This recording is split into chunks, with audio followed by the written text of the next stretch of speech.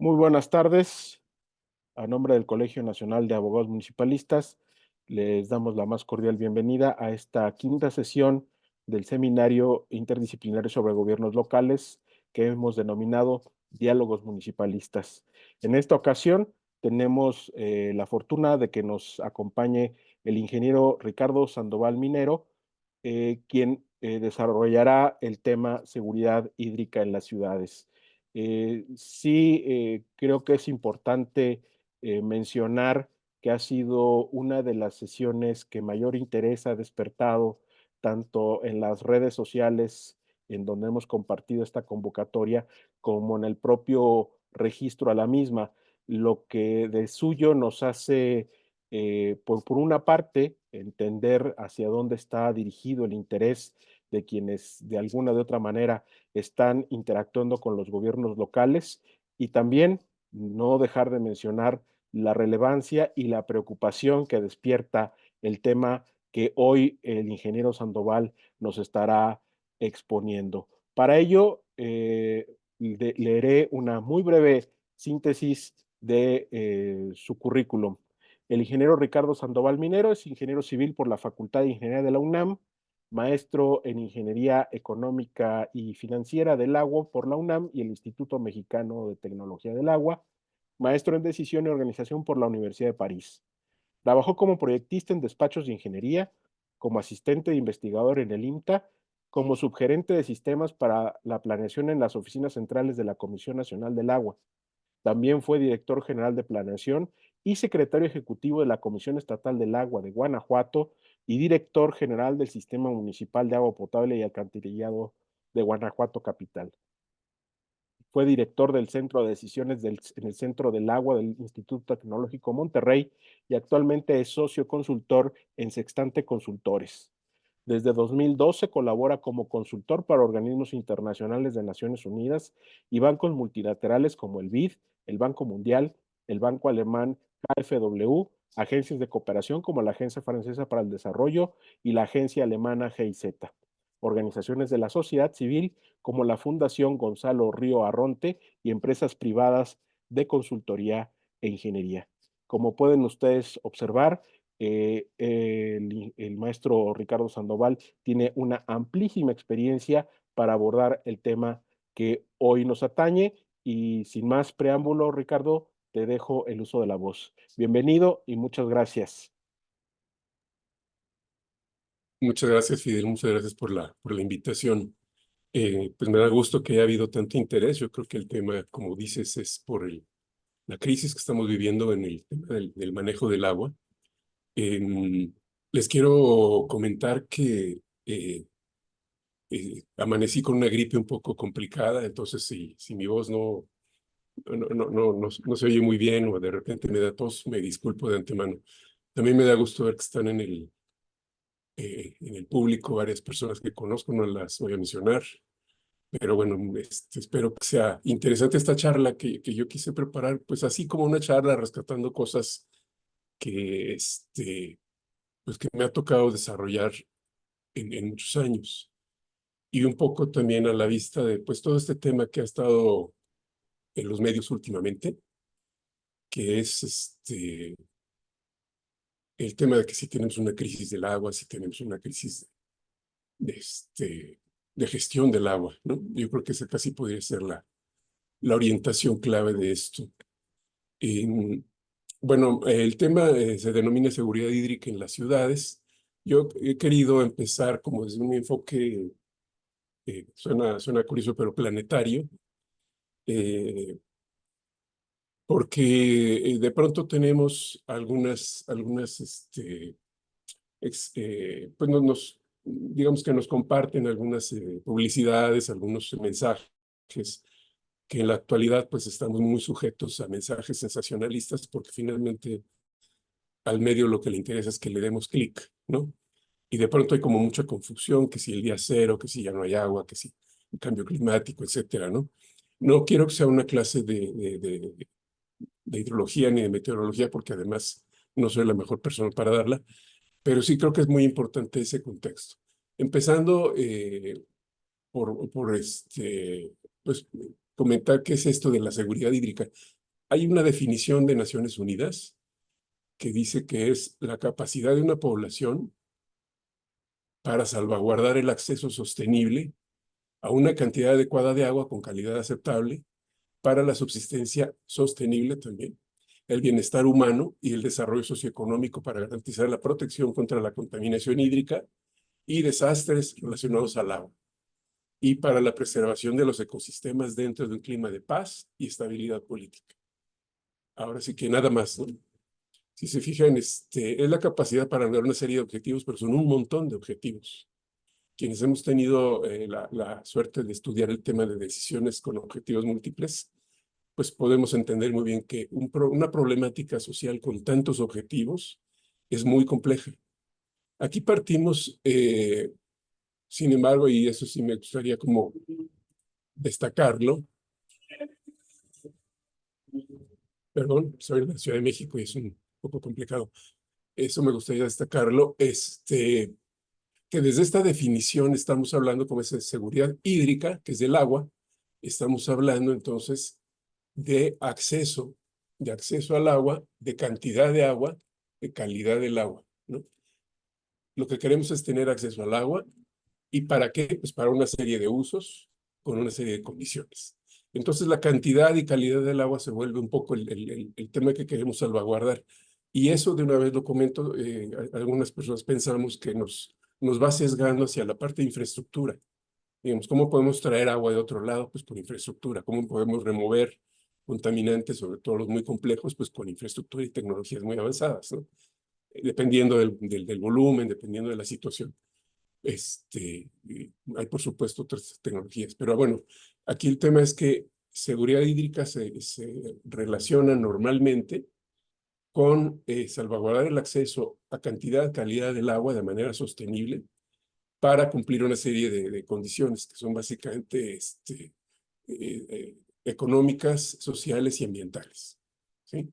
Y ahora, bueno, pues como es de las Naciones Unidas la definición, y en este año en particular se conmemora el Día Mundial del Agua, hablando del tema de la paz, pero no es, digamos, un capricho, porque pues sí se ha habido situaciones donde el agua es uno de los factores que generan un conflicto entre sociedades humanas, o bien es uno de los mecanismos que se usan dentro de un conflicto para reducir al adversario, ¿no? Al enemigo. Entonces, cuando hablamos de seguridad, pensando en un país, pensando en un estado, una ciudad, estamos pensando implícitamente en que queremos una serie de cosas que nos libren de peligros, que nos protejan. Y pues también se usa este tema de la resiliencia, que estemos preparados para que si no nos podemos defender de algunos peligros o de algunos riesgos, una vez que estos se han ocurrido, se minimicen los daños y tengamos una capacidad de recuperarnos muy rápidamente, ¿sí?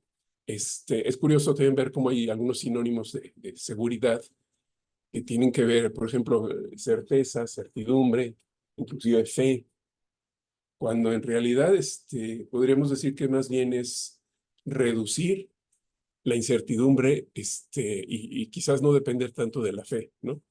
Es decir, hacer lo que esté en nuestras manos para no quedar en condición de vulnerabilidad ambiental, social y económica debido a las variaciones en el ciclo del agua, ¿sí?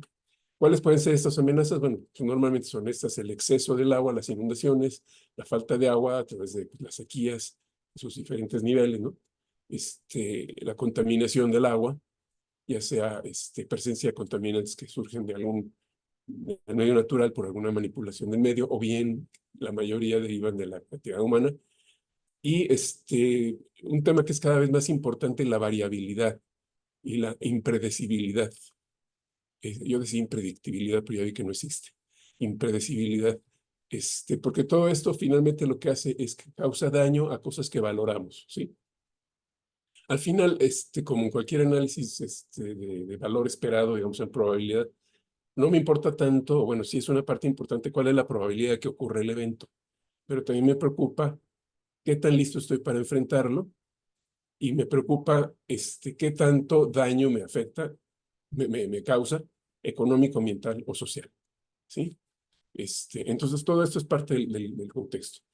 Aquí, y yo empiezo a comentarlo y creo que va a haber que hacerlo varias veces porque hemos estado viviendo estos meses una situación, se dice, bueno, se acabó el agua, ha habido inclusive situaciones curiosas, ¿no? Porque se ha tornado un tema político, no quiero entrar en temas políticos menos ahora, pero sí es curioso, yo simplemente lo digo porque es importante que siempre tratemos de ver números, ¿sí? Aquí en Ciudad de México se dice, hay quien dice, ya vamos a llegar al día cero, nos vamos a quedar sin agua. Y hay quien dice, no, no pasa nada, está todo bajo control. Bueno, sí y no. Tenemos un poco menos del 20% del agua, de la quinta parte, que viene de Cutzamala. Cutzamala es una condición muy negativa, de mucha escasez. Y efectivamente no es un daño a nivel metropolitano, pero bueno, el 20% de una metrópolis de 20 millones, pues es más o menos la población de la ciudad de Puebla, ¿no?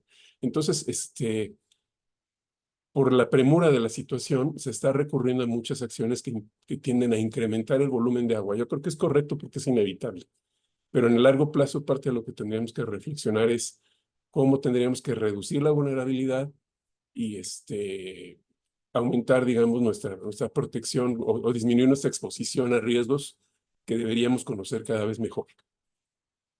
En el tema de riesgo de desastres, por ejemplo, creo que hay por lo menos alguien ahí en el público que es más experto que yo, experta que yo en este tema. Pero bueno, esa es una gráfica que usamos en una reunión reciente y es un poco esta relación, ¿no? Es decir, hay ciertas amenazas que se pueden ir dando y que podemos ir identificando, por ejemplo, en el ambiente. Normalmente lo vemos, les decía, con la calidad, cantidad, contaminación, variabilidad del agua. Si estamos muy expuestos y no tenemos manera de reducir la vulnerabilidad, nos van a generar un mayor impacto negativo en indicadores económicos, ambientales y sociales, ¿sí? Entonces, ¿cuál es en general la actitud que tomamos hacia el riesgo? Bueno, identificar las amenazas, tratar de conocerlas, tratar de predecirlas si es posible, o por lo menos monitorearlas de manera permanente, reducir nuestro grado de exposición. Cuando hablamos de infraestructura puede ser a través de ciertas estructuras propiamente, y eso nos ayuda a ser menos vulnerables al riesgo. Pero aquí también quiero comentar, hay otro tipo de amenazas, digamos, hay amenazas, inclusive las guerras que están ocurriendo, los ataques armados que están ocurriendo, tienen consecuencias económicas que en algún momento nos pueden causar situaciones inesperadas, o por ejemplo el tema económico, ¿no? El tema de la inflación, el tema de las tasas de interés, por un lado puede causar los beneficios, otros perjuicios, pero puede haber amenazas no solamente relacionadas con la cantidad y calidad del agua. Esa es un poco la idea, ¿no? Y luego, bueno, seguramente muchos han visto esta figurita, ¿no? Todo el mundo la comparte y es de estas cosas que es interesante, pero también habría que analizarla un poco más, ¿no? Dice, esta es toda el agua del mundo. Si la juntáramos el agua líquida en una esfera, pues sería esta esfera, ¿no? Sí, bueno, no, esta es la que está en la superficie o subterránea y en los glaciares, ¿no? Si es el agua líquida, es nada más esta pequeña esferita que a lo mejor algunos no alcanzan a ver.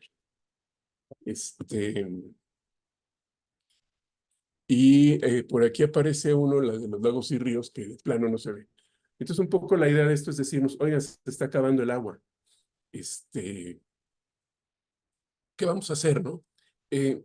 Bueno, la verdad es que, y este es un comentario que siempre me hace mi colega Ricardo Martínez Lagunes, si nosotros distribuimos esta agua entre el número de habitantes del planeta, realmente no es tan poquita, ¿sí? No es muy poquita. El tema es cómo está distribuida y cómo se comporta. Entonces, realmente lo comento porque nuevamente va a ser casi mi idea central. Estamos muy enfocados a que el tema es, se acabe el agua y hay que traerla de otro lado, o hay que, en la mejor actitud, hay que reducir el agua que usamos. Pero también hay otros temas, ¿no? Hay otros temas de cómo estamos organizados, y cómo podemos coordinarnos mejor para usar el agua que tenemos, ¿sí? Lo voy a abundar un poco más adelante. Esta es otra gráfica también que va a lo mismo, ¿no? Cuánto está en los océanos, en los glaciares, en la humedad del suelo, y bueno, los ríos 1% del agua, ¿no? En seres vivos, en el vapor, en humedad. Entonces realmente estamos aquí, viendo que estamos cada vez en un tema de menor volumen accesible a la humanidad. Sin embargo, yo creo que sí hay que pensar, el planeta en realidad es una especie de motor hidrológico o de reloj hidrológico, ¿no? Esta foto, por ejemplo, es el mismo planeta Tierra, pero visto desde el lado del Océano Pacífico, ¿no? Si una nave extraterrestre llega por este lado, va a decir, este planeta está todo hecho de agua. Entonces, es súper interesante porque acordémonos que el planeta gira sobre su eje, que no es un eje perfecto, digamos que tiene cierta inclinación y ondulación. El agua tiene, perdón, el planeta tiene una parte líquida muy grande, tiene una parte en el territorio también con orografía variable y gira además alrededor del Sol con en las diferentes estaciones. Y bueno, no quiero entrar mucho en este detalle, a lo mejor es algo que ustedes ya todos saben, pero por ejemplo, eso hace que el agua esté distribuida en el planeta de diferentes maneras durante el año, ¿sí? Y bueno, sería una especie de año promedio, ¿no? Porque hay años más secos, hay años más húmedos, hay temporadas donde estamos más lejos del sol, más cerca del sol. Es una máquina y en realidad esta esfera de agua salada o esta cantidad de agua salada que decimos que no nos sirve, por supuesto que nos sirve, porque de ahí viene el agua dulce que tenemos. Es un equilibrio delicado, pero si no hubiera tanta agua salada, pues no tendríamos tampoco la poquita agua dulce, ¿no? Y aquí un último comentario, aquí vamos pensando, por ejemplo, en las ciudades que están ubicadas en los distintos puntos del planeta, pues habrá algunas que por su propia ubicación van a tener menos escasez de agua, menos variaciones anuales o mensuales, menos variaciones interanuales o de periodos más largos. Y entonces ahí ya podemos ver, como decíamos al principio, una de las cosas que nos queremos proteger es de que nos falte el agua o de que ocurra una variación, una disminución prolongada que no teníamos prevista y nos tome desprevenidos, por ejemplo, ¿no? Entonces, en parte es natural, en parte es natural, ¿no? Como les decía, aquí tenemos, y es además no nada más un flujo de agua y de vapor de agua, hay flujos de sólidos, hay flujos pues sí, del agua en todas sus formas, que determinan, y bueno, de calor, que determinan cómo se distribuye el agua. Entonces, como decía el programa de televisión, pues si aquí nos tocó vivir, bueno, vamos a estar en un lugar con ciertas condiciones en materia de agua. Ahora, este es otro mapa, decimos, bueno, este es más o menos, coincide, los recursos hídricos renovables en el mundo están ahí, las personas estamos ubicados más o menos de esta manera, y entonces aquí empezamos a avanzar, ¿no? Decíamos, es un planeta que si estuviera deshabitado de cualquier manera tendría variaciones, tendría meses escasos, años escasos, pero está habitado del Homo sapiens que se ubica en estas zonas, pues hay muchos elementos históricos, tecnológicos, etcétera, detrás de esta situación. Y entonces aquí ya se suman dos cosas: dónde hay agua y cuánta gente hay. Pero también podríamos verlo en términos de tiempo. Un lugar donde había agua abundante, y de pronto la gente empieza a abundar también más, la disponibilidad de agua por persona empieza a reducirse. Y eso, bueno, lo vamos a encontrar más adelante, pero eso mismo genera una situación ya de mayor estrés, que es una palabra que se ha usado mucho, ¿no?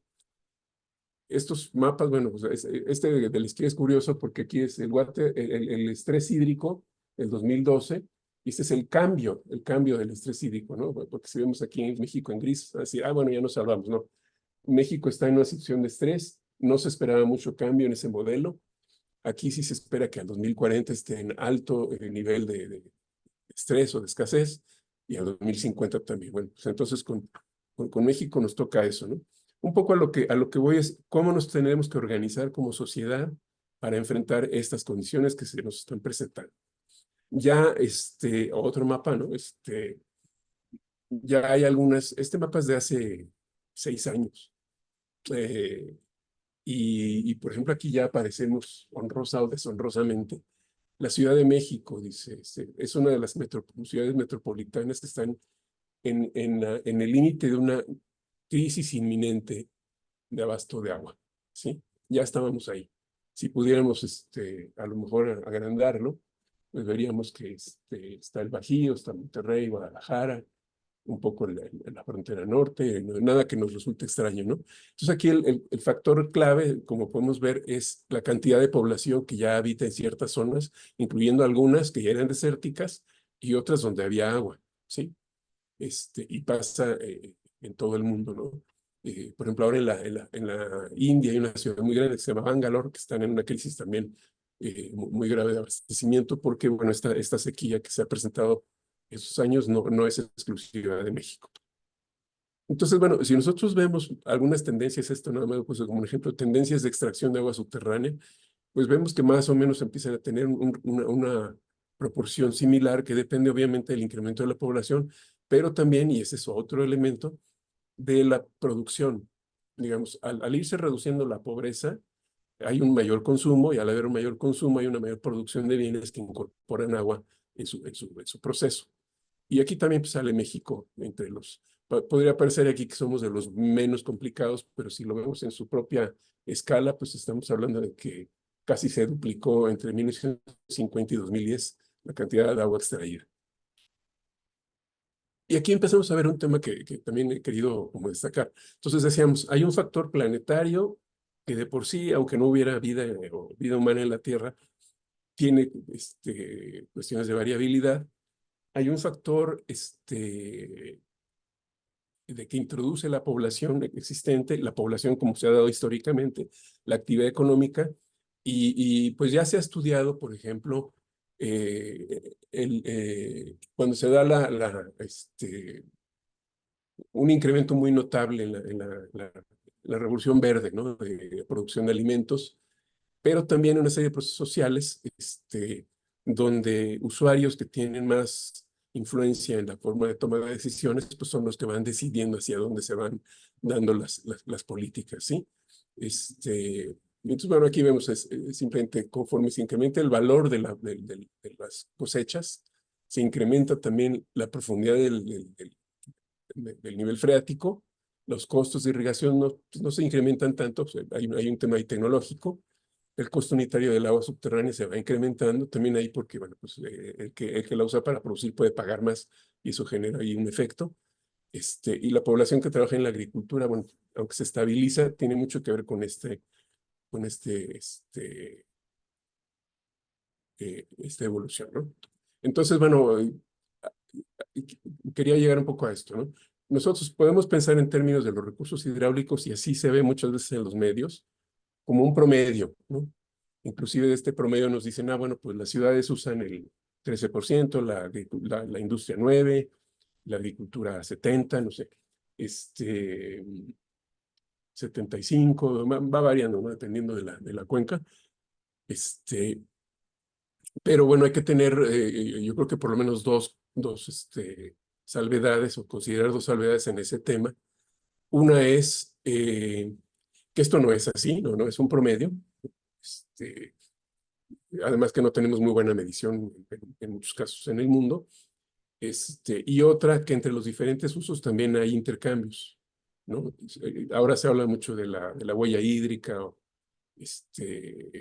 pero bueno, los economistas, por ejemplo, conocen la matriz insumo-producto, que es un poco más eh, fundada en la parte económica, en los números económicos, pero sí sabemos, por ejemplo, que bueno, si hay una planta que tiene un insumo muy importante agrícola, aunque la planta en sí no consuma mucha agua, depende de un uso que consume mucha agua. Entonces, esto también de enfrentar a los usos, a ver quién tiene la culpa, es una visión también muy, muy corta, ¿no? ¿Qué es lo que pasa con el agua? Bueno, todos sabemos, como ya lo veíamos en los dibujitos, pues tiene variaciones a lo largo de los años, hay años lluviosos, hay años secos. ¿Y qué pasa? Bueno, hay una primera etapa en donde la demanda está por debajo de la oferta. Y entonces esa etapa podría ser como de abundancia, y aquí es donde tenemos, en términos de infraestructura, pues solamente presitas derivadoras, que son pequeñas presas que solamente desvían un poco del agua disponible de los ríos, o pozos muy someros que se pueden explotar a mano. Pero llega el momento en que la demanda rebasa a la oferta, digamos, promedio, ¿no?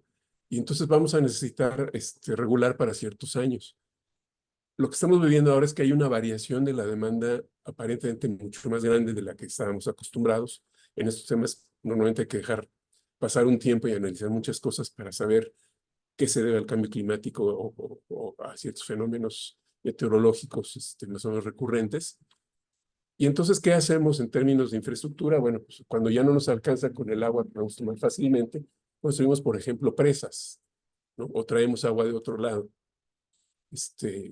Y esto, bueno, ha ocurrido, a veces lo digo un poco de broma, ¿no? Lo hizo Nezahualcóyotl. O sea, trajo agua de Chapultepec, hizo una represa para separar las aguas salinas. Son soluciones de ingeniería, ¿sí? Pero ahí también empieza a haber otro tipo de situaciones. Aquí, al contar con represas, entonces esta variabilidad la vemos reducida, ¿sí? Ya no es tan grande, sino la reducimos. Y entonces, entre la abundancia, la etapa de limitación y la etapa de escasez, vamos a comentarlo adelante, no solamente cambia la respuesta que damos, sino el tipo de enfoques que aplicamos al manejo. Por ejemplo, este me gusta mucho en un artículo de un sudafricano y un australiano, me parece. Decíamos, la población va a seguir aumentando. La demanda de agua, pues crece. Ahorita les explico por qué baja. El nivel sostenible de recursos hídricos, pues hay un superávit inicial cuando la demanda, como decía el otro gráfico, es menor a la disponibilidad. Después viene una etapa de soluciones orientadas a la oferta, a generar más agua. Tenemos una oferta empleada de recursos hídricos, pero luego viene una etapa en la que ya no podemos incrementar la oferta a través de infraestructura, ¿sí? ¿Por qué? Bueno, o porque es muy caro, o porque hay mucha oposición social, o porque ya no encontramos agua. Y entonces, aquí en esta etapa empieza a haber la necesidad de hacer uso de lo que estos autores llaman la capacidad de adaptación, ¿sí? Y por eso baja la demanda. Dicen, bueno, aquí era cosa de puros ingenieros, aquí había ingenieros y tecnólogos que pues, ayudan a que se mejore la irrigación, lo que ustedes quieran, ¿no? Pero aquí estamos hablando, por ejemplo, de reasignación, no resignación, reasignación, es decir, volver a repartir.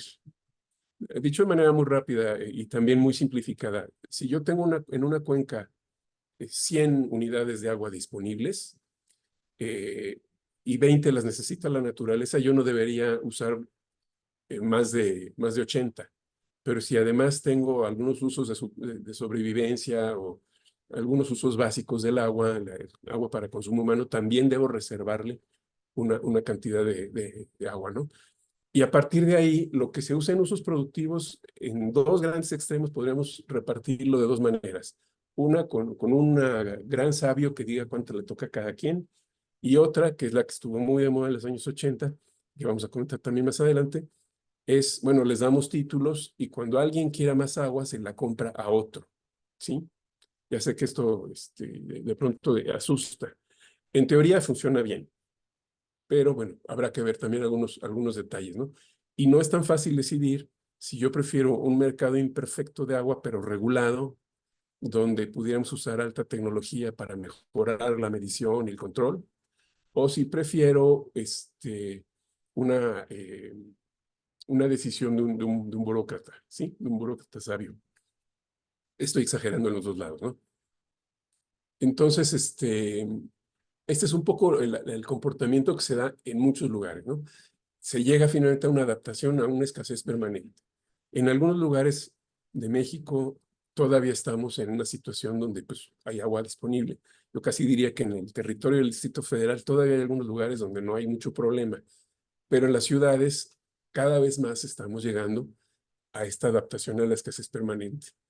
Entonces, les decía yo hace rato, conforme se incrementa el ingreso medio de la población, se incrementa el consumo y la demanda, pero también a veces se incrementan las capacidades de hacer cosas, las tecnologías, y vaya, no es un futuro totalmente negro, sino que hay cosas a favor, cosas en contra que hay que movilizar. Entonces decíamos, la seguridad es la capacidad de salvaguardar el acceso a la cantidad del agua con calidad aceptable para subsistir con bienestar, con desarrollo socioeconómico, que haya protección contra la contaminación, contra los desastres, preservar los ecosistemas. Eso nos lleva, como les decía, es un problema bien complejo de muchos temas que hay que resolver para lograr por lo menos esos tres grandes objetivos, y que en esta etapa de escasez, o desde la etapa de limitación, escasez, y posiblemente hay que hablar ya de una cuarta etapa de alta variabilidad, tendríamos que organizarnos para hacer esta administración del recurso de la mejor manera posible. Y entonces aquí, en esta última etapa, empezamos a ver la necesidad clarísima de tener esquemas más sofisticados de regulación, de normatividad, de instrumentos que no solamente sean instrumentos tecnológicos o hidráulicos, sino, por ejemplo, económicos, los precios, ¿no? Si yo le pongo un precio adicional, aquí en México, por ejemplo, los derechos por extraer agua tienen un poco la intención de que extraigas menos, ¿no? De que haya un equilibrio. En fin, entonces hacia la fase más reciente estamos teniendo un manejo no solamente multiobjetivos, sino también multidisciplinario del agua. Entonces, tenemos que analizar si de este gráfico que vimos hace rato, estamos entrando en una nueva etapa que nos va a requerir otro tipo de respuestas. Y hay varias investigaciones que coinciden, ¿no? Por ejemplo, en esta de David Gray y Claudia Sadoff, que es del 2007, vean, sí se dice que si hay un punto en donde pasas de la inseguridad hídrica a la seguridad hídrica, y normalmente se va viendo conforme se va desarrollando más los países. En países menos desarrollados están mucho más expuestos a riesgos, como ya decíamos, de cantidad, de calidad y naturales, ¿no? Y otra cosa que esos autores identifican es que conforme se va avanzando, es un poco lo que ya decíamos, las inversiones en infraestructura son menos relevantes que las infraestructuras en gestión. Aquí el tema, gestión me refiero, bueno, control, organización, regulación, normatividad, precios, comunicación muy importante, otros mecanismos de participación para la toma de decisiones. Aquí, bueno, también sabemos que es difícil detener a veces las iniciativas que van muy fuerte por infraestructura, porque pues también, y lo digo sin ningún afán de satanizar o moralizante, cada una de estas soluciones moviliza diferentes intereses, ¿no? No estoy diciendo que sea bueno o sea malo, ocurre, ¿sí? ¿Qué pasa entonces en México? Bueno, este mapa parece que era de la Conavio, bueno, de la doctora Elena Kotler y otros, nos muestra el grado de alteración de las cuencas en México. Entonces, un poco la idea de todo esto es decir, no es un problema del agua, el agua en el planeta tiene su funcionamiento, va cambiando el tema conforme vamos teniendo más población, necesitamos y podemos hacer menos soluciones de infraestructura y necesitamos más soluciones de organización, pero estamos donde estamos, ¿no? Entonces aquí a lo mejor si estuviéramos en un salón les diría, a ver, ubíquense dónde viven, ¿no? Si están por acá, si están por acá, si están por acá al norte. Entonces cada lugar va a tener su condición hidrológica particular. Estas gráficas que vimos, de alguna manera podríamos hacer un símil, a lo mejor muy impreciso, con una familia, ¿no? Que se gana ciertos ingresos, a lo mejor el papá trabaja por comisión y a veces gana más, a veces gana menos, pero mientras es un hijo, pues ahí más o menos salen y pueden ahorrar. Si no se ponen listos, pues cuando ya son 2 o 3 hijos, ya empiezan en una etapa más limitada y ya cuando van a la universidad, pues a lo mejor ya no tiene de dónde, ¿no? Pero a lo que voy es que conforme la demanda se acerca más a la oferta, el margen para implementar medidas se vuelve más estrecho y la posibilidad de generar conflictos se vuelve más probable. Y si hablamos de distribución de recursos y hablamos de gestión de conflictos, en muchos sentidos hablamos de derecho, ¿sí? Hablamos de nuestra estructura institucional formal, aunque también de las instituciones no formales. En esta publicación de la Conagua dice que más de la mitad de los mexicanos en el 2030, ya terminando la siguiente administración, estemos posiblemente ubicados en 38 núcleos de población, 35 zonas metropolitanas, 3 localidades no conurbadas. Y entonces, casi una de mis observaciones clave aquí es que eso ha venido cambiando rápido en 50, 80 años, de pasar de un país rural a un país urbano. Y sin embargo, nuestro sistema de manejo del recurso de administración del agua está, bueno, ese se renovó de alguna manera en los 80, pero no se logró cerrar del todo. Yo les decía hace rato, bueno, si yo quiero agua, te la compro. El problema es que si no estamos midiendo correctamente, o eficazmente, yo puedo comprarle agua a alguien y él puede seguirla sacando. No digo que ocurra, puede que sí, puede que no. Cada vez es más difícil porque las fuentes cada vez están teniendo más problemas de escasez, pero en términos del modelo, digamos que hay una cosa en este modelo que le llaman principio de exclusión. No tiene que ver con excluir a alguien de manera malévola o porque es pobre. No, esto es como en un pastel. En un pastel, si yo tomo una rebanada, nadie más la puede tomar. Entonces se cumple el principio de exclusión. Quiere decir que lo que yo tome excluye a los demás de tomar. ¿Sí? Y yo puedo ser pobre y etcétera, pero esa es la idea del principio de exclusión. Pero para que se cumpla en el caso del agua, sí se necesita que haya control de quién puede tomar cuánta agua y que eso se pueda de alguna manera vigilar de manera efectiva. Existen, por ejemplo, algunos ejemplos, una zona de río en España que depende de una presa y seguramente ocurre en muchos lugares del mundo, si pasa en México también, que cuando es agua superficial es un poquito menos complicado, donde se reparte el volumen disponible y entonces los agricultores pueden intercambiarse esos vales del volumen y eso es un mercado de agua, ¿sí? O un caso que me tocó ver en Yucatán, a una comunidad indígena se le instaló un sistema de purificación del agua y se les dijo cuánto iba a costar y ellos optaron por ponerse de acuerdo en vez de depender del gobierno. Y ese ponerse de acuerdo implicó que cobraran al que quisiera llenar su garrafón. Eso es un mercado. Ahí hay exclusión. Que es justo, ¿no? Bueno, lo ideal sería que el país le resolviera a la gente sus necesidades básicas y yo creo que es algo que se tiene que seguir intentando. Pero son cosas que ocurren, ¿sí? Es como el agua hierve, ocurren. Si es lo mejor o peor, esa es otra discusión. Y aquí quise meter esta porque ya hablando de ciudades, a mí esta me parece que es un poco optimista, ¿no? Pero aquí podríamos ver que hay ciudades que tienen muy baja eficiencia física. Aquí quiero hacer una aclaración. Esta eficiencia física no se calcula como el volumen que mido entre el volumen que extraje de los pozos, para los que tienen medidor, ¿no? Entonces, en la diferencia no necesariamente todo se va en las fugas. Sí me interesaba mucho porque aquí se dice mucho, se tira el 40, el 50% del agua. No necesariamente. Puede haber agua que sí se distribuye y no se mide y entonces aparece. Por eso, en muchos casos ya se le llama agua no potabilizada.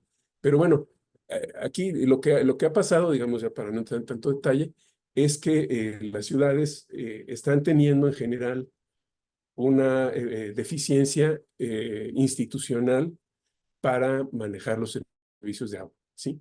Y quise incluir esta gráfica del doctor Pineda Pablos, me parece muy buena, bueno, yo la hice con base en el artículo de él, porque sí podríamos nosotros, un poquito como aquellas curvas que hemos estado viendo, imagínense aquí, de pasar de un país rural a un urbano, también cómo van cambiando los paradigmas.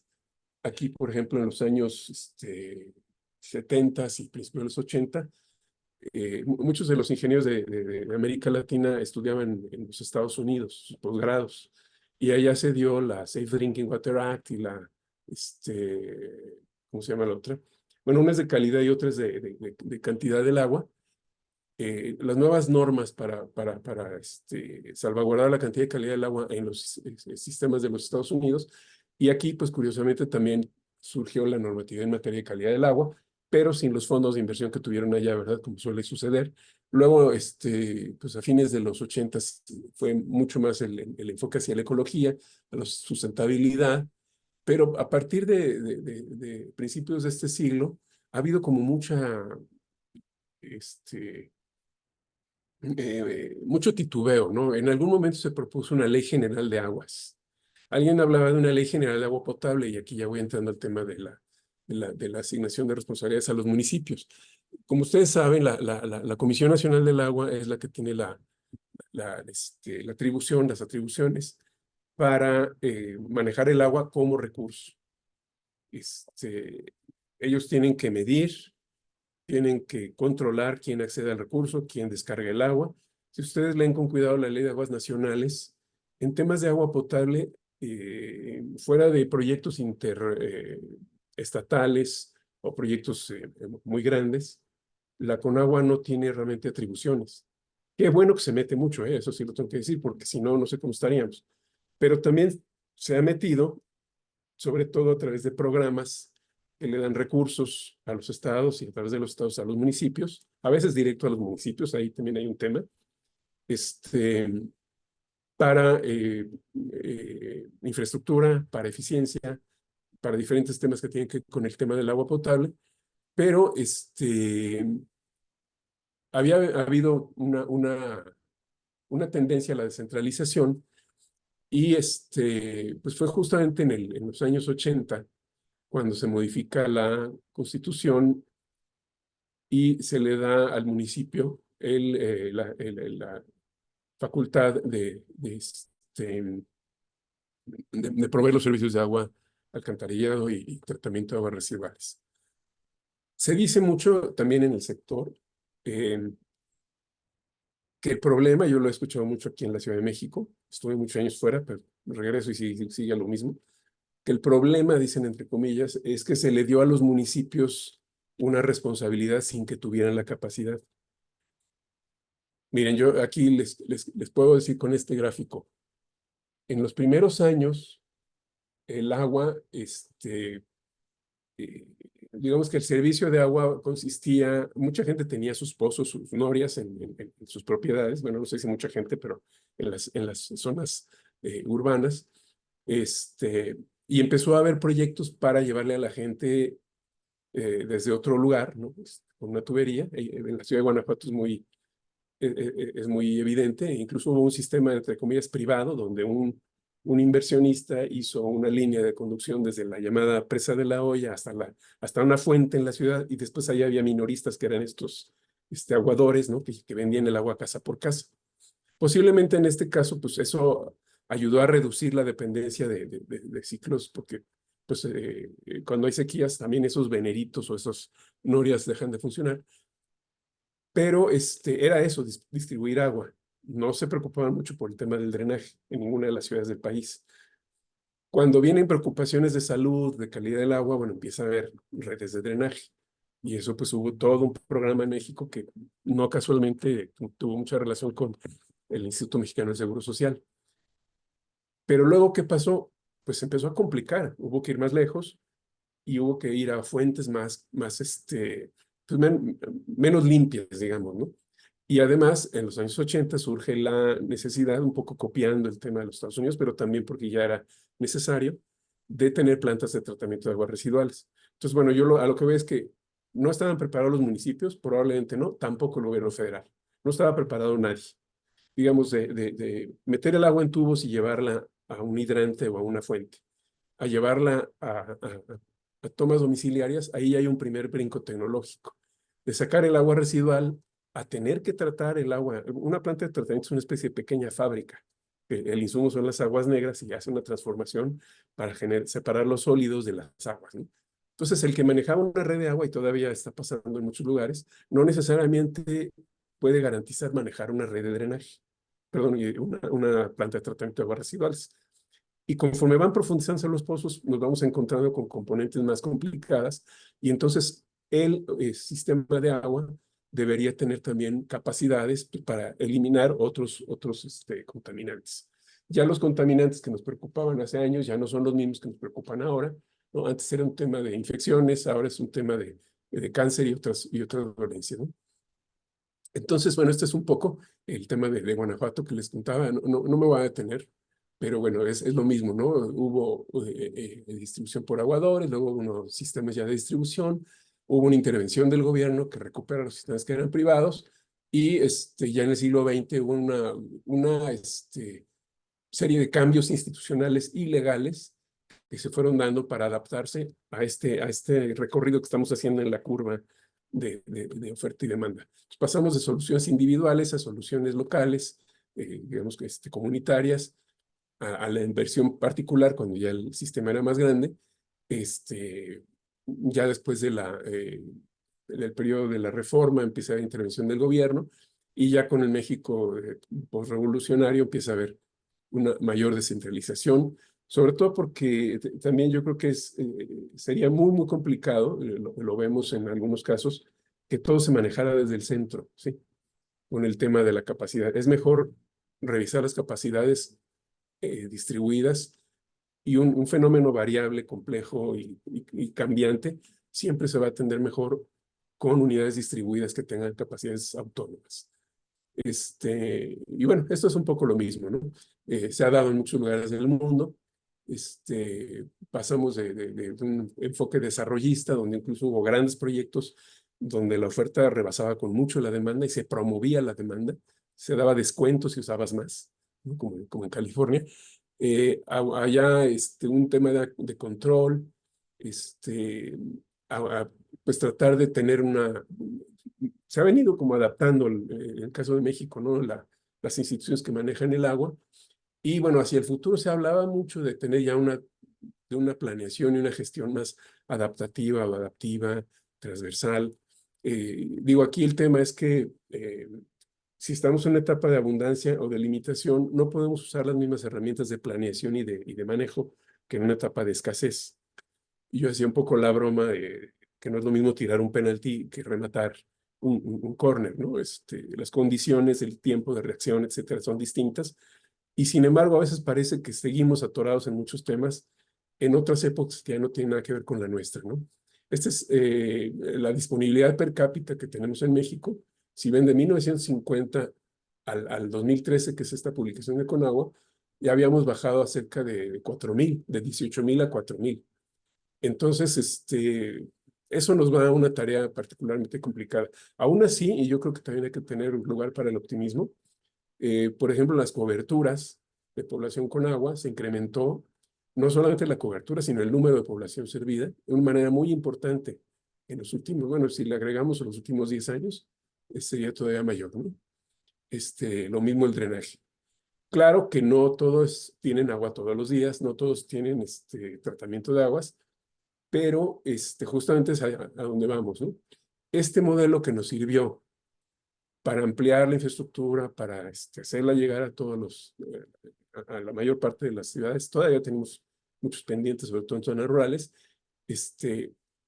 Pensar si nos sigue siendo útil para esta nueva etapa de alta variabilidad, de una demanda creciente, de muchos fenómenos, no solamente hidrológicos o meteorológicos, sino también económicos, de pronto políticos, ¿no? Que pueden cambiar la forma de las migraciones, meter presiones excesivas en algún punto, o conflicto entre estados, conflicto entre municipios. Y aquí, pues la ley es una parte fundamental, o el marco legal es una parte fundamental, que también, bueno, lo ideal es que se pueda llegar a aplicar de la manera más correcta. Y aquí, pues sí, es curioso, aquí me faltó tengo que agregar la reforma constitucional, donde introducen el agua como derecho humano en el artículo 4º, pero curioso que a partir de ese punto bajó el presupuesto y no nos hemos podido poner de acuerdo, ¿sí?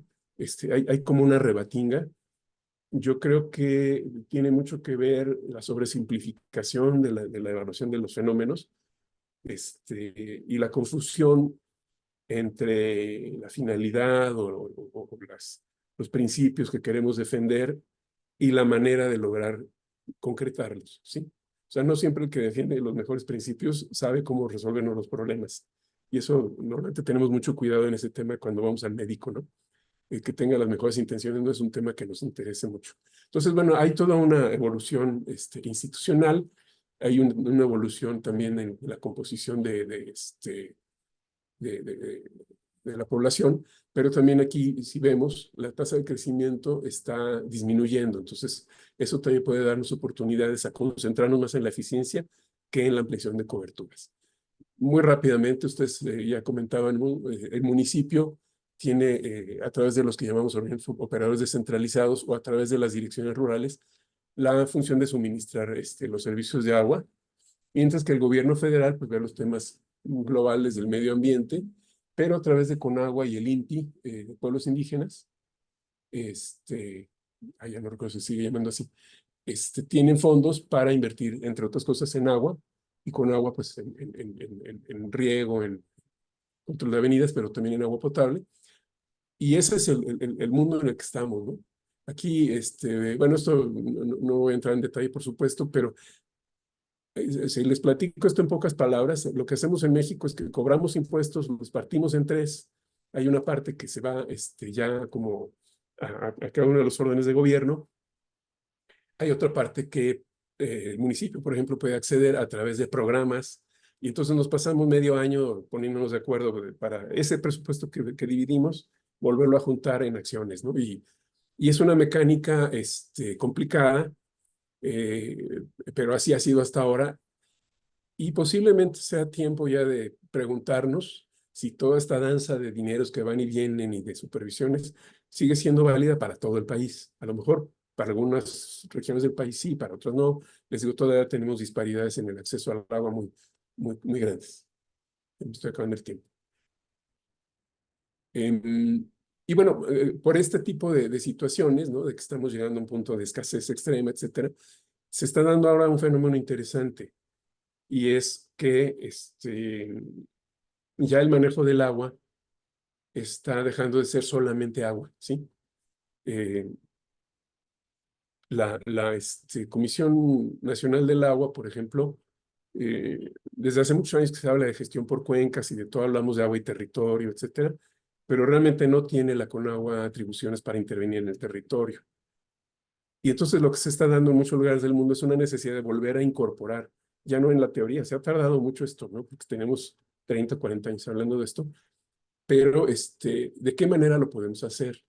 Hay ahora, por ejemplo, soluciones basadas en la naturaleza, hay temas de control de inundaciones a través de mecanismos que no sean específicamente de infraestructura, le dicen infraestructura gris, ¿no? Se ha inventado esto de la infraestructura verde como una manera de hacerla visible.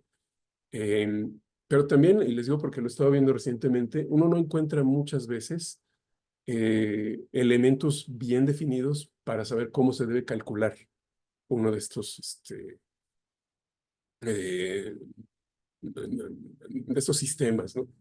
O se tienen a veces expectativas muy grandes de algunos que ya a nivel de una cuenca urbana que ya está muy impermeabilizada, y donde las lluvias en una gran proporción, aquí por ejemplo es el 80% en 4 meses, en la tercera parte del año, y además es una ciudad que por la misma cuestión de las temperaturas ocurren con cierta frecuencia tormentas torrenciales. Bueno, hay que ver entonces cuál es el lugar y cuál es el momento o la dimensión en la que ciertas soluciones pueden funcionar. Pero este modelo One Water lo quería presentar porque en los Estados Unidos lo están promoviendo. Todavía es como una especie de, como decían, cajón desastre, donde hay de todo, porque hay ciudades que pues, tienen más algunas cuestiones de conservación de ríos o temas de economía, temas de coordinación con la agricultura, pero lo que voy es que estamos de nuevo saliéndonos del tubo, ¿no? Y en tema de seguridad hídrica para las ciudades, bueno, tampoco lo voy a detallar, es simplemente una especie de semáforo, de plano semáforo, de cómo puede estar bajo un modelo presión, estado, impacto, respuesta, una ciudad estar quedando expuesta a riesgos por la variabilidad o por la escasez del agua o por y aquí dice, por ejemplo, el crecimiento de la población es un factor importante. Entonces, bueno, es posible y debería ser algo, no sé si con o con alguna otra forma, que cada ciudad tuviera inclusive la obligación legal de evaluar y de prever cualquier riesgo en materia de abasto de agua para evitar sus impactos nuevamente ambientales, sociales y económicos, ¿no? Y ya casi para terminar, yo quería mostrarles, en los años 90, también en el 92, que fue la reunión de la ONU sobre desarrollo sostenible, la CEPAL publicó un libro donde decía que la sostenibilidad del desarrollo depende del equilibrio dinámico de 6 acervos o formas de capital. Y me podría extender mucho en esto, pero podemos verlo a nivel de una cuenca o a nivel de una ciudad. El capital natural podríamos pensar nuevamente que fuera solamente el agua o la cuenca o el territorio, el conjunto agua-territorio, que tiene un cierto comportamiento. Si no lo conservamos, tiende a degradarse. Lo mismo la infraestructura. Si no la estamos reponiendo, tiende a degradarse. Lo mismo las personas. Si no estamos también haciendo el relevo generacional y dando a la gente las capacidades y la retribución que merece, pues vamos a tener a lo mejor en una ciudad condiciones menos favorables. Y bueno, esa es una de las razones por las que aquí a mí tampoco me gusta mucho que comparemos ciudades, ¿no? Porque una ciudad grande tiene acceso a profesionistas mejor calificados, muy probablemente que una ciudad muy pequeñita. Entonces, su capacidad de operar el sistema va a ser diferente. El acervo institucional, comentábamos, ¿no? De instituciones formales y no formales, la ley, pero también las costumbres. La parte financiera es importante porque si yo quiero renovar infraestructura, o quiero restaurar cuencas, o quiero pagarle a la gente, o quiero llevar un sistema de evaluación del desempeño, etcétera, para eso voy a necesitar dinero. Y entonces a lo mejor a la gente le tengo que decir, bueno, ¿sabes qué? Estamos acá, las personas del público, necesito cobrarte. Y a lo mejor él me dice, bueno, yo te pago, pero necesito supervisarte, necesito que alguien te regule. Ah, bueno, entonces necesito incorporar algún tipo de mecanismo institucional, ¿no? Entonces, yo, sobre todo a lo que quería ver es que muchas veces nos vamos quedando en esta parte, ¿no? Hay una crisis de agua y decimos, ¿dónde hay más agua? Ah, pues acá en el municipio vecino o en el estado vecino. Hagamos un tubo, nos la traemos. Va a costar dinero. Ah, pues subimos las tarifas. No se puede subir las tarifas. Ah, bueno, pues que el gobierno federal pague el subsidio. Digo, así funciona en la Ciudad de México, ¿no? Entonces, me gusta este sistema porque también creo yo que deberíamos pensar en todas estas etapas. Tendría que haber habido no solamente un incremento de la infraestructura, no solamente un cambio de leyes, sino una adaptación también, ¿no? Una conservación de cada uno de estos temas en la etapa de abundancia, de limitación, de escasez y de variabilidad, ¿sí? Y es lo que más desconcierta a uno cuando ve que en las crisis, pues se toman decisiones, a lo mejor así han sido muchas en la historia de la humanidad, ¿no? Decisiones muy estridentes para hacer una gran obra. Está bien, a veces pues ya estamos tan contra la pared que no tenemos muchas alternativas, pero sí necesitaríamos pensar entonces en tener este tipo de equilibrios que van cambiando conforme vamos avanzando, ¿no? Por eso el artículo donde presenta esta gráfica, bueno, la otra gráfica, habla del giro de tuerca, ¿no? Son como giros, vamos adaptándonos. Y la gran pregunta es si nos estamos adaptando en este momento. Entonces, concluyendo, la seguridad es un concepto de muchos factores. No solamente debemos estar preocupados porque el acceso al agua esté teniendo, hay menos agua, está variando mucho, la calidad está perdiéndose, sino también pues puede ser el dinero, puede ser porque nos estamos quedando sin personal en el sector. Por ejemplo, los Estados Unidos cada vez tienen más personal hispano en los sistemas de agua porque ya es un trabajo que muchos no quieren hacer, o que tengamos que probablemente tenemos ciertas amenazas en el marco institucional. Es un tema que no domino yo ahí, pero sí lo quiero plantear, por ejemplo, el tema de las tarifas. A mí me han dado mis amigos abogados y yo la verdad me quedo siempre de 6. Todo tipo de explicaciones de por qué el Estado puede o no puede regular una tarifa. Sin embargo, visto desde el punto de vista del ciudadano, yo quisiera estar seguro de que lo que yo pago del agua se usa bien y que hay alguien que está viendo que se use bien. Entonces, ahí a lo mejor hay una discusión interesante en términos del tema de la hacienda pública municipal, el tema de posibilidades de regulación, el tema de posibilidades de control, que sí existen en otros países que no son federales, por ejemplo, como Colombia o Chile, ¿no? Una regulación del desempeño y de la tarifa. Yo te dejo que sube la tarifa un poco, pero también te voy a poner ciertas metas y eso podría funcionar claramente en los municipios mexicanos, ¿no?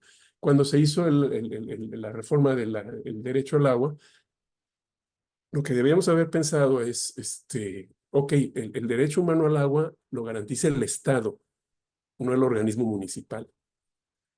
Hubo un caso muy sonado de una persona en Morelos que interpuso una demanda, ganó la demanda, el sistema de agua le dio agua, pero pocos vieron las letras chiquitas, le dio agua antes de que se diera la resolución judicial y nunca le dio drenaje y no ha pasado nada, ¿sí? Entonces, más bien se resolvió por salir del problema y no generar un precedente porque hasta donde me acuerdo la resolución decía sujeto a la normativa aplicable. Bueno, la normativa aplicable es, por ejemplo, que si la persona no tiene propiedad o posesión del terreno, no le puedo dar agua, ¿sí? Y si le doy agua y gasto en darle agua, mañana pueden llegar a cobrarme a mí por una responsabilidad patrimonial. En fin, no quiero entrar en todos esos temas, pero realmente creo que ahí tenemos una discusión bien interesante de cómo esta parte financiera en las ciudades puede estar en riesgo por un esquema institucional que no se ha adaptado a la altura de los tiempos.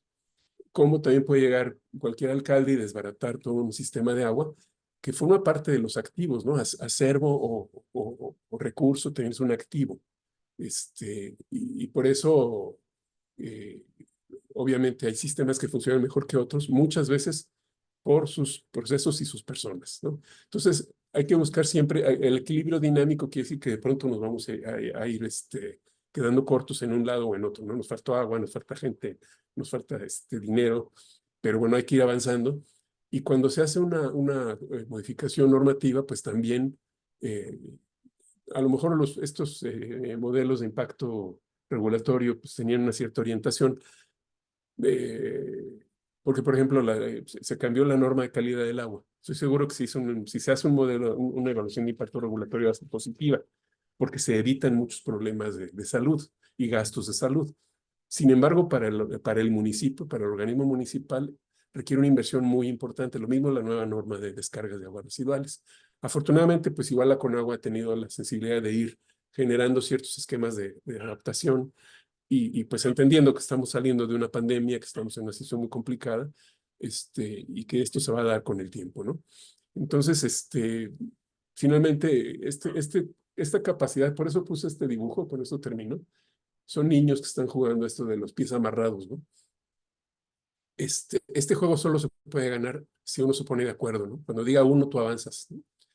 A veces en la sociedad necesitamos también esos acuerdos y son más importantes los acuerdos, las reglas, las formas en que tenemos de dividir las funciones y de llevar a cabo las cosas, pero que correspondan a la época que estamos viviendo, ¿sí? Entonces, yo no sé cuál es la respuesta, la verdad es que he querido compartir con ustedes esta larguísima reflexión, pero creo que vale la pena reflexionarlo en manera multidisciplinaria, porque como les decía, ya en la etapa de escasez y variabilidad, el tema del agua no es un tema solo de ingeniería, no es un tema solo de derecho, es un tema de muchas disciplinas, y por eso a mí me sigue causando, no sé qué, cuando vemos el problema del agua aquí o en la laguna o en otro lado, que aparece inmediatamente perdón, pero sí, un ingeniero y dice, hay que hacer esta obra, ¿no?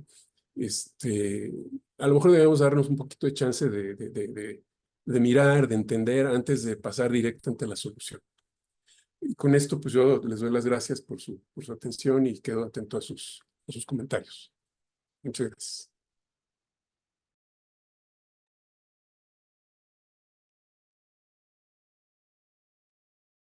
Muchas gracias, Ricardo.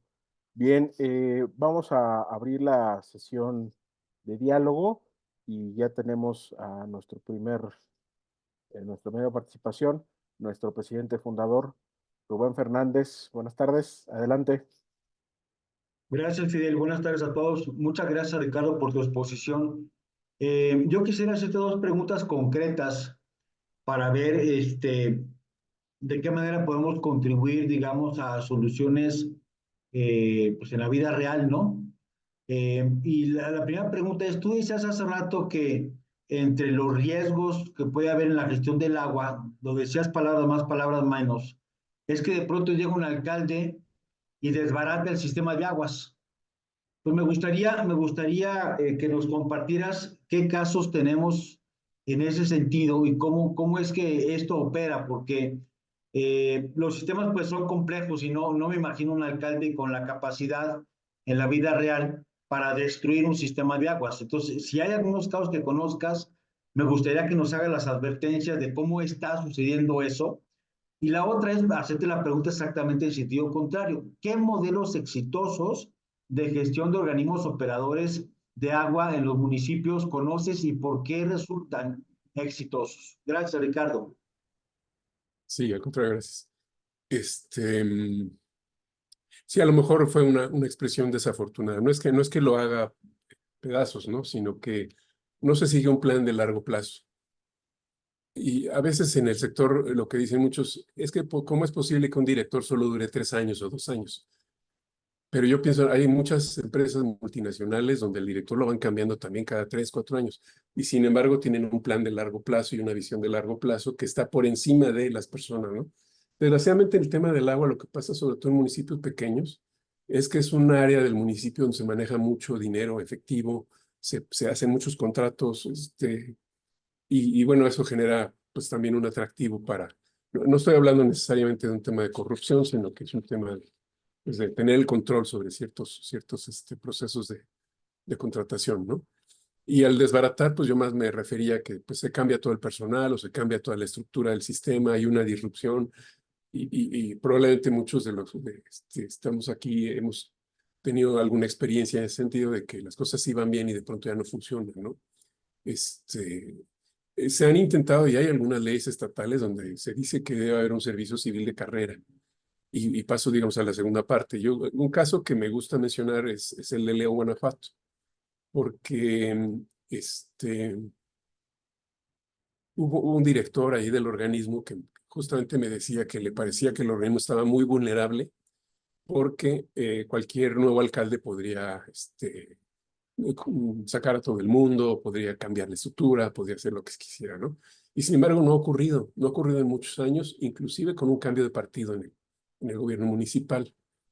Y alguien me comentaba alguna vez que lo que hay que tomar en cuenta también es no solamente la institución formal del marco legal, el reglamento, sino de alguna manera la parte no formal de la visión que tiene la ciudadanía de ese organismo, la expectativa. Yo solamente en dos ciudades de México, que desgraciadamente en este momento ya no lo pueden presumir, en 2 ciudades hubo un taxista que me presumió su sistema de agua, Monterrey y León. Y yo creo que son casos donde el sistema se vuelve un valor social. Creo que otro puede ser Querétaro, ha tenido también sus cambios. Ahí lo maneja el Estado, todos los sistemas, pero pues sigue funcionando bastante bien, digamos, ¿no? Em, eh, a lo mejor ahí simplemente, yo sobre todo creo que el tema de las tarifas es importante porque se ha dado abusos en los dos lados, ¿no? O se quedan muy bajas o de pronto se suben mucho y el ciudadano está como desprotegido. A lo mejor eso es algo que habría que revisar. Gracias, Ricardo. Bien. Gracias, Ricardo. Doctora Figueroa, adelante. Muchas gracias. Buenas tardes a todos y todas. Muchísimas gracias, doctor Sandoval, por su charla. Es difícil en esta interdisciplinaridad unir la cuestión técnica y con la cuestión legal, como usted ya nos dio unas pinceladas.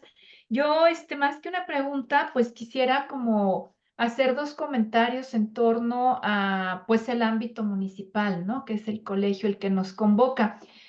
Una es el tema del costo político de todo esto, ¿no? Siempre decimos, es que 3 años no alcanza, pero eso puede ser una falacia. Realmente lo que usted comentó de la obra pública es más lustroso construir que mantener. Entonces, nadie hace en los planes de desarrollo municipal una situación, un plan de mantenimiento, aunque no construyan más, como dice usted, que un plan donde esté medido. ¿Por qué? Porque políticamente eso no es rentable, eso no da votos. Salir en una foto con una infraestructura nueva, con una presa nueva y luego vienen todos estos conflictos que usted ya conoce y menciona de oposición. Creo que ese es un problema que nos ha estado pasando en los municipios, más allá de los 3 años donde están dos y luego viene la campaña, ¿no? Creo que en 2 años se puede dar buenos mantenimientos y lo mismo sucede con cualquier servicio público municipal. nadie le gusta decir, pues reparamos estas calles, hicimos esto, mantuvimos, o sea, el mantenimiento, ¿no? Ese costo de mantenimiento y de capacitación en el personal. Por otra parte, el otro tema que a mí me preocupa en una investigación que tengo en curso, pues sí es garantizar un gasto público eficiente porque los derechos humanos cuestan y eso no, eso ha sido muy difícil de entender. Cuando el Estado se echa encima, el Estado con mayúscula, no la entidad federativa, a cuestas esto de constitucionalizar tantos derechos humanos vía prestaciones, o sea, un Estado prestacional, pues luego no va a alcanzar el dinero, pero además como usuarios no lo apreciamos, o sea, sí cuesta mantener todo esto y el agua se desperdicia, no nada más es que sea escasa, la desperdiciamos mucho comúnmente.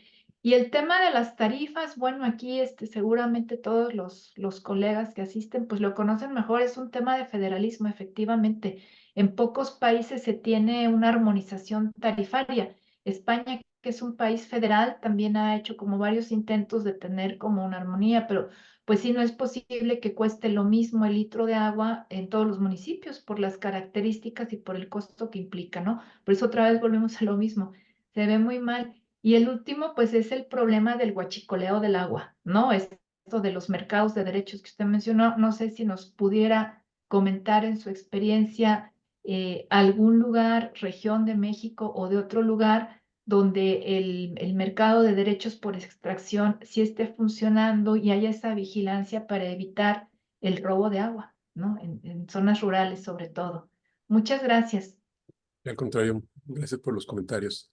Sí, muy interesantes. Bueno, de esto último, sí, pues la idea era esa, ¿no? De este modelo de mercado de derechos.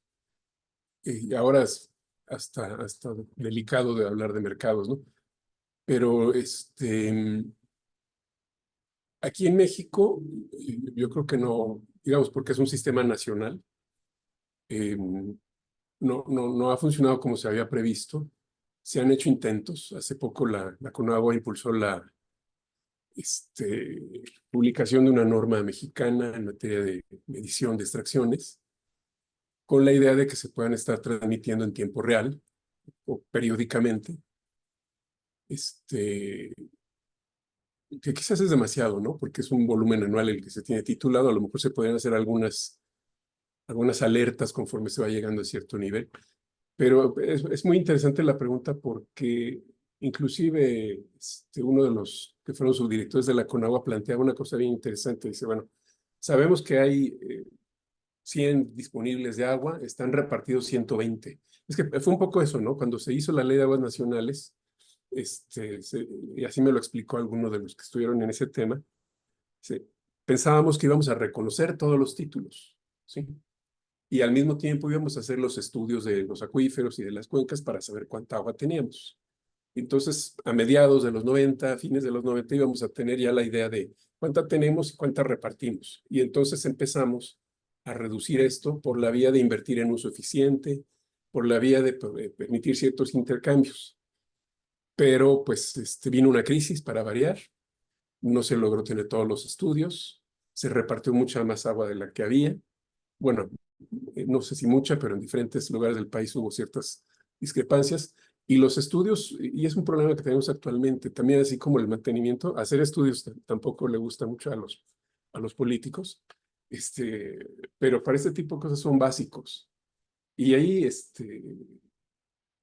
desconozco el detalle, pero alguna vez me comentaba un colega de una empresa privada que CONAGUA, por ejemplo, tiene la facultad de cambiar la zona de disponibilidad o el número de disponibilidad del agua, ¿no? Hablando de Guanajuato, que es donde estuve muchos años, me llama mucho la atención que de unos años para acá el acuífero de Silao de pronto tiene disponibilidad. Yo no sé de dónde sacaron eso, ¿no? Porque es un acuífero que está, ¿cómo se dice? Se me ocurrió la palabra en inglés. Se está abatiendo 2, 3 o 4 metros por año, en algunas zonas hasta 7 metros. Entonces no puede tener disponibilidad. Pero bueno, es complejo porque la CONAGUA también necesita estudios con ciertas características y si no tiene presupuesto, pues va a ser difícil. ese tipo de mecanismos de mercado funcionan, como les comentaba, donde hay una presa, donde hay una distribución centralizada del agua y donde el controlador puede efectivamente cerrar o abrir las llaves, ¿no? Me tocó hace muchos años ir a España y ver lo que era un distrito de riego, pero parecía un sistema de agua potable, ¿no? Claro, eran cultivos como aceitunas y no recuerdo, eran primordialmente aceitunas, cultivos de muy alto valor. Y entonces cada usuario tenía como su toma de agua para regar y tenían una válvula con un control automático que puede operarse a distancia. Entonces, en esos casos, sí es posible, como les decía, el pastel, que la rebanada que se come uno ya no se la coma otro. Y en esos casos, entonces sí llega uno y dice, mira, yo este año no voy a sembrar tanto, por lo que sea, entonces te vendo mi agua, te compro mi agua. A nivel de los derechos de extracción en México, yo creo que uno de los problemas es que no tenemos una suficiente medición, no es adecuada, no hay recursos para hacer una inspección efectiva y que a la hora de enfrentar problemas de tipo legal, pues se vio, por ejemplo, que la gente que podía pagar un despacho tenía cierta ventaja sobre los comunidades rurales o los campesinos que no podían. Conagua estableció hace algunos años una especie de oficina para apoyar a los usuarios, pero sí es un tema, ¿no? Donde también puede haber un impacto social del modelo que se escoja para distribuir los derechos. Perdón si me extiendo, pero es que son temas que me mencionan mucho. Hay dos manos ahí, no sé. Sí, gracias. No sé, doctora Figueroa, si tuviera algún comentario adicional. Si no, doctor Cruz Romero, adelante, por favor. Sí, hola, buenas noches. Ya casi. Pues primero, muchas gracias por esta iniciativa que tienen todos ustedes. Les comento que soy de Puerto Vallarta, profesor del Centro Universitario de la Costa de la Universidad de Guadalajara, y actualmente pues estamos llevando a cabo el programa de ordenamiento ecológico local de aquí del municipio de Puerto Vallarta.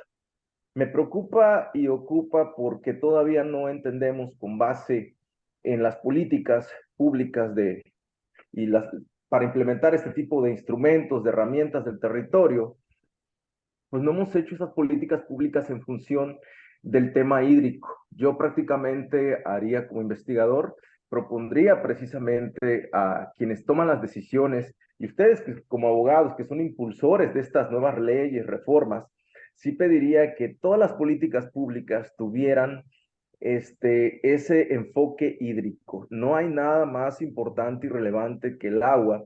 Y bien, pienso yo que el problema en nuestro país inició cuando se empezó a privatizar. Voy a hablar como socialista, perdón, sin el afán de entrar al tema político también, porque está muy delicado ahorita. Pero yo pienso que empezó cuando se inician a privatizar el recurso hídrico, que es un derecho humano, todos lo sabemos aquí, y por algunos datos por ahí mencionan que solamente 2 personas a nivel nacional son los que tienen la mayor cantidad de concesiones de agua en todo el país.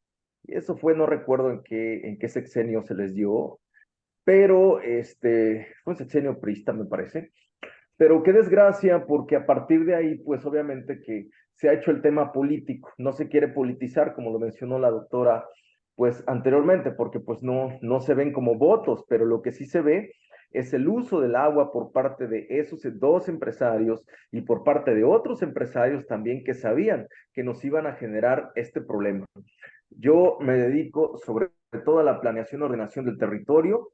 Quiero hacerlo con enfoque hídrico, es muy complicado porque los datos no son reales. Hemos entrado, por ejemplo, a ver los datos de concesiones por parte de Conagua y, por ejemplo, en Puerto Vallarta la mayoría de esas concesiones dicen que son para uso agrícola. Perdón, pero aquí no sembramos eh, ni siquiera sandías.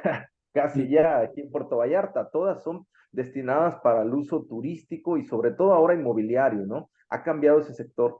Pero, ¿qué podrían hacer ustedes como abogados para revertir esas situaciones, si es que existe también, lo desconozco, si es que pudiera haber una estrategia de revertir esas concesiones, esas cientos de concesiones que tienen pocas personas, ¿existe una posibilidad de poder hacer eso? Y obviamente que se repartan donde tiene que ir, es un recurso para todos los mexicanos, es un derecho prácticamente para toda la humanidad. Yo quisiera saber nada más si puede existir esa posibilidad. Bueno, yo no soy abogado, pero quiero comentar nada más. Disculpe, disculpe. Hay varios ahí. No sé, es lo interesante de esta invitación es que fue de un colegio de abogados, ¿no? Sí, y muchos ingenieros nos queremos meter a hablar de temas legales a veces con no mucha suerte. En el tema de los, sí, digamos, yo, más que privatización, porque, bueno, la Constitución es muy clara, ¿no? El agua no es una propiedad privada, pero bueno, es un poquito como un predio, ¿no? Territorio sí es propiedad de la nación, pero bueno, hay quien puede tener una. No es exactamente lo mismo, ¿no? Porque acá sí tenemos una concesión, ¿no? La propiedad del agua nunca pasa a ser del ciudadano.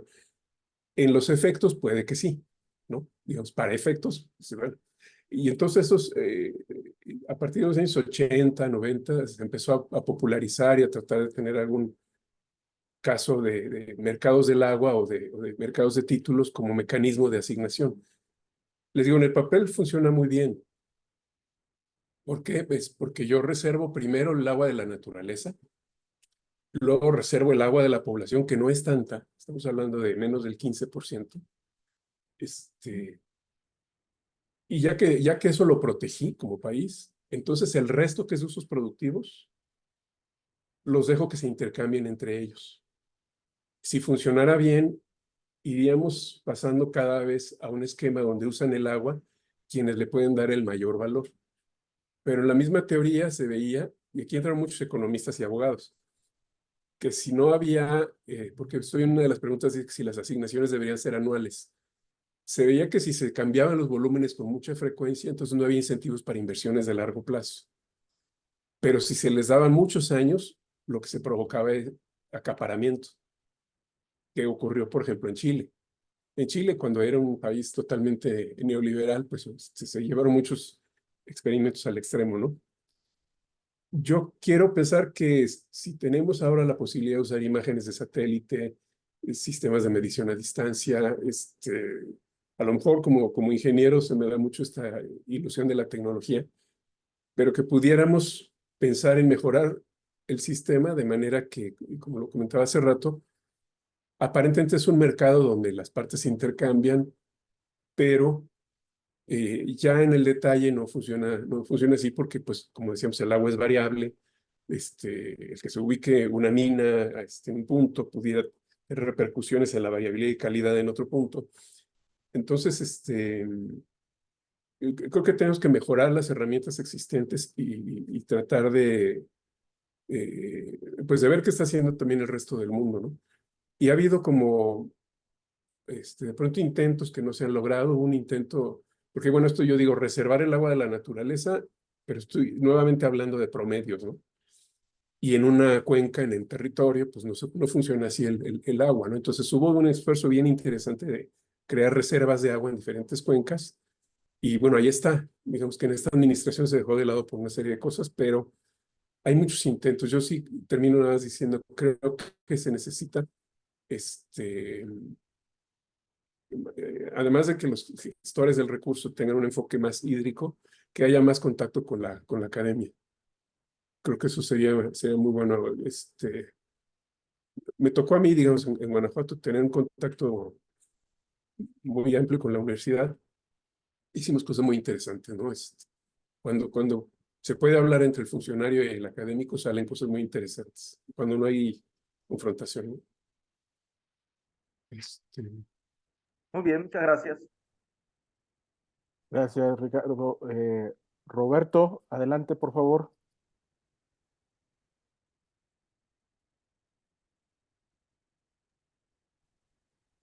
Hola, buenas tardes.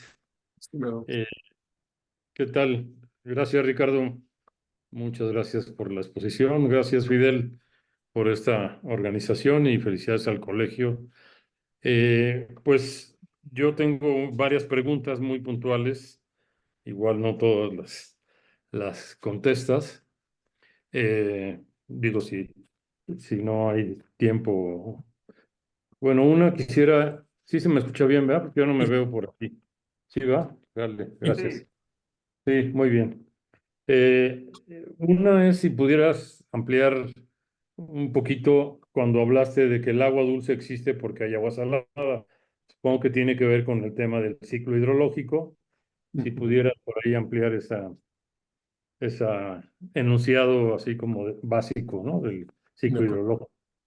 Luego, el tema del mapa que dijiste que había, ese mapa era de hace 30, 40 años, ya lo veremos con más calma en la grabación que va a estar disponible.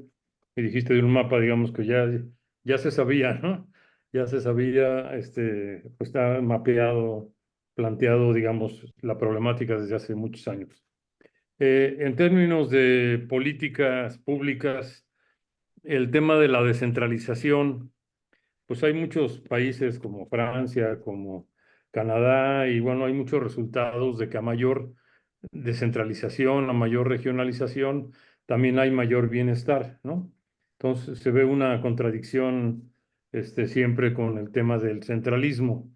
Y bueno, como dijiste, bueno, con agua qué bueno que entró, porque se necesita, ¿qué será? Una especie de tercero entre el municipio, el estado y la federación para que haya hay un control. Eso luego, en este término de las políticas públicas y los quehaceres municipales y que llega el presidente municipal y efectivamente puede hacer o deshacer por varias razones, cómo está lo del tema del 115 municipal?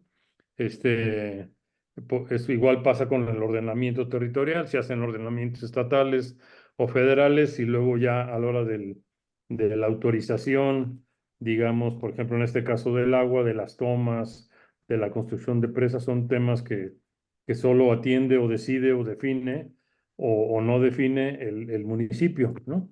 Entonces ahí ¿cuál es la perspectiva que se siga consolidando esa autonomía o que haya mayor obligatoriedad entre la coordinación con el Estado y la Federación? En temas de gestión también, la existencia de los consejos municipales, por ejemplo, en el caso de Guanajuato o León, bueno, por ejemplo, en el caso de León, el Zapal tiene un consejo que al parecer, no conozco a detalle, mayormente participa el sector empresarial y poco el sector social o algunos otros. Ahí habría que pensar en rehacer y que esté mucho más, mejor representados diferentes sectores. Y bueno, la penúltima, las ciudades y lo rural. Se habla de la seguridad de las ciudades, es a nivel, digamos, de la zona estrictamente urbana, o qué concepción hay ahí con lo rural. Y ahora sí, finalmente, si el pago por servicios hidrológicos, por servicios ambientales hidrológicos, ayudaría a tener financiamiento para la infraestructura, como fue el caso que ya no sé qué pasó de Coatepec, Veracruz o de Saltillo, Coahuila, que fueron los primeros que empezaron. Si esas cuotas de pago, como el pago de cuota por saneamiento, ayuda, pues, ¿no? Financieramente y social y para una mejor gestión. Gracias, Ricardo. Felicidades. Gracias, Roberto. Un gusto saludarte. Sí, lo de agua dulce y salada es simplemente porque alguna vez vi la cifra, no recuerdo si era 85% del agua de lluvia que escurre en los continentes proviene de la evaporación de los océanos.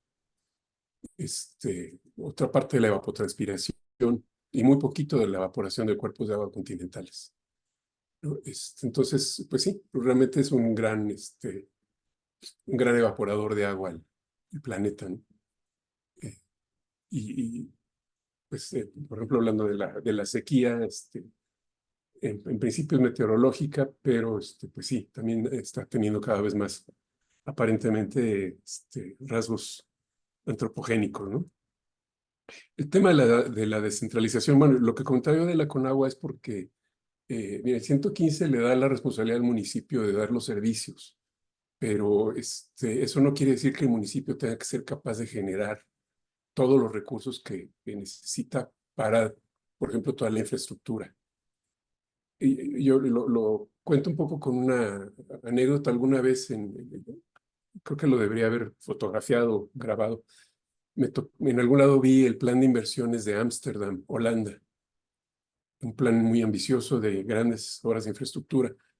La mitad se iba a financiar con un grant, un subsidio, digamos, y la otra mitad era un crédito con tasas preferenciales o concesionales, le dicen, ¿no?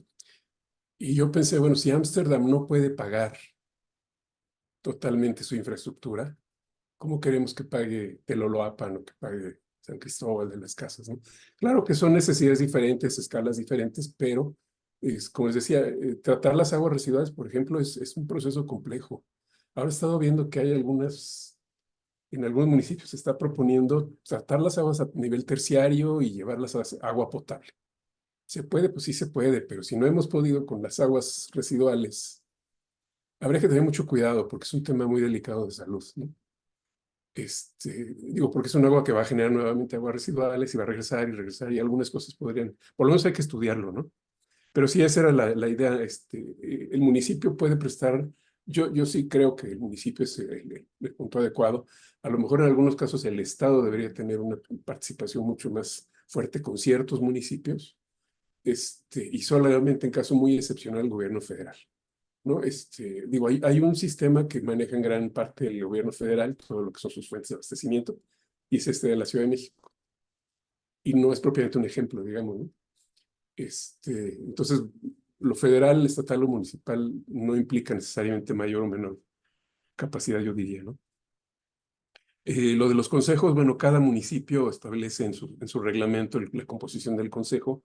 Ahí tiene mucho que ver como la costumbre, ¿no? En algunos lugares el alcalde siente que él debe estar en todo y que no debe haber autonomías, y entonces, bueno, no es autónomo un municipio, ¿no? El descentralizado tiene que presidirlo el alcalde.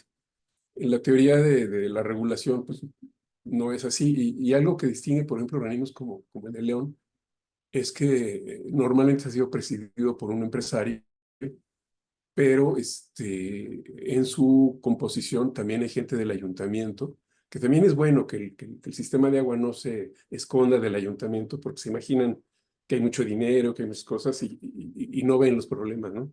Entonces, es curioso, pero yo creo que en cada ciudad se dan situaciones que a lo mejor tienen que ver con temas sociales de los cuales yo no puedo opinar mucho, ¿no? Pero me llama mucho la atención haber visto ciudades pequeñas de 40,000 habitantes que tienen un sistema en forma, sus redes, medidores, casi en todas las tomas, etcétera. Y por otro lado, ciudades que funcionan muy, muy mal, del mismo tamaño, no quiero decir nombres. Y ahí lo que está fallando probablemente es un tema social, ¿no?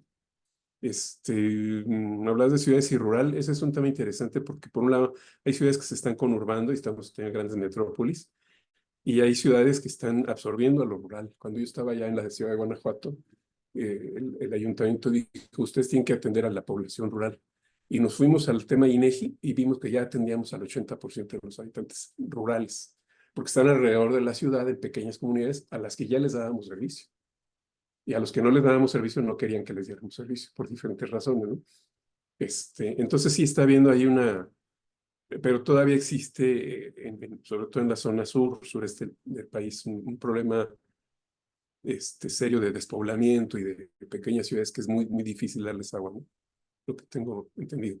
Y lo de pagos de servicios ambientales, por último, yo creo que sí ha habido algunos. Lo que sucede es que en algún momento se dijo que el pago de derechos iba a ir al fondo de CONAFOR. No sé si sigue haciéndose, pero pues resulta que los derechos que pagabas en Guanajuato se aplicaban a lo mejor en la primavera, en Jalisco, o se aplicaban quién sabe en dónde. Entonces, no se tiene esa distancia. Los ejemplos que tú mencionaste, y a lo mejor también de Jalisco, hizo Sergio Graf, también fueron exitosos, pero requieren mucho trabajo con la gente, ¿no? De años.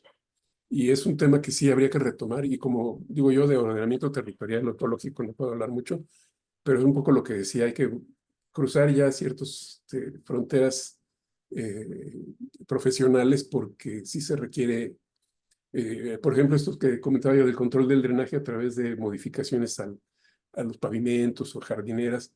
Eso no lo puede hacer el sistema de agua porque el reglamento municipal no se lo permite. Y muchas veces eso es lo que hace que no se haga, que no ocurran las cosas, porque el que lo tendría que hacer tiene otras prioridades, ¿no? Pues serán mis comentarios. Muchas gracias.